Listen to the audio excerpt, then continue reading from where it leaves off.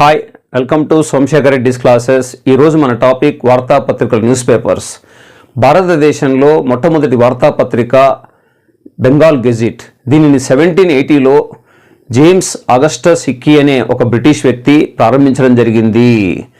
ఆ తర్వాత 1784లో కలకత్తా గెజిట్ పేరుతో, 1785లో మద్రాస్ కొరియర్ పేరుతో మరియు 1789లో బాంబే హెరాల్డ్ పేరుతో వార్తాపత్రికలు ముద్రించబడ్డాయి. భారతీయ భాషలో ముద్రించబడ్డ మొట్టమొదటి వార్తాపత్రిక సమాచార్ దర్పణ్. దీనిని 1818లో బెంగాలీ భాషలో ముద్రించడం జరిగింది. భారతదేశంలో మొదటి హిందీ దినపత్రిక ఉదాంత్ మార్తాండ్ 1826. అయితే ప్రస్తుతం పనిచేస్తున్న పత్రికల్లో అత్యంత పురాతనమైనది బాంబే సమాచార్. ప్రస్తుతం ముంబై సమాచార్గా పిలువబడుతుంది. ఇది 1822లో ప్రారంభించబడింది.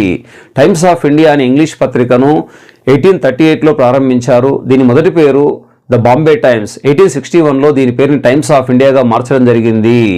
మన దేశంలో సుమారుగా 1000కి పైగా హిందీ దినపత్రికలు ముద్రించబడితే సుమారు 8 కోట్ల కాపీలు ముద్రించబడుతున్నాయి. 250కి పైగా ఇంగ్లీష్ దినపత్రికల నుంచి 4 కోట్ల కాపీలు ముద్రించబడుతున్నాయి.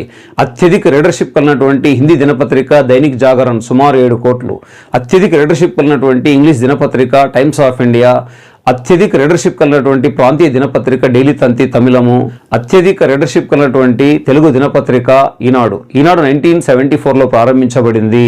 1991 వచ్చే నాటికి 3805 పత్రికలు ముద్రించబడ్డాయి. కానీ ప్రస్తుతం భారతదేశం మొత్తం మీద 35,595 రకరకాల వార్తాపత్రికలు ముద్రించబడుతున్నాయి. హిందుస్థాన్ టైమ్స్ 1924లో ప్రారంభించబడింది.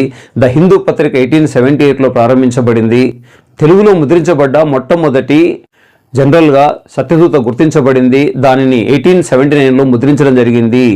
అయితే తెలుగులో మొట్టమొదటి వార్తాపత్రిక కృష్ణా పత్రిక. దీన్ని 1902లో ఆనాటి ప్రముఖ స్వాతంత్ర సమరయోధుడు కొండా వెంకటప్పయ్య ప్రారంభించగా దానికి ఎడిటర్గా మట్టూరు కృష్ణారావు పనిచేయడం జరిగింది.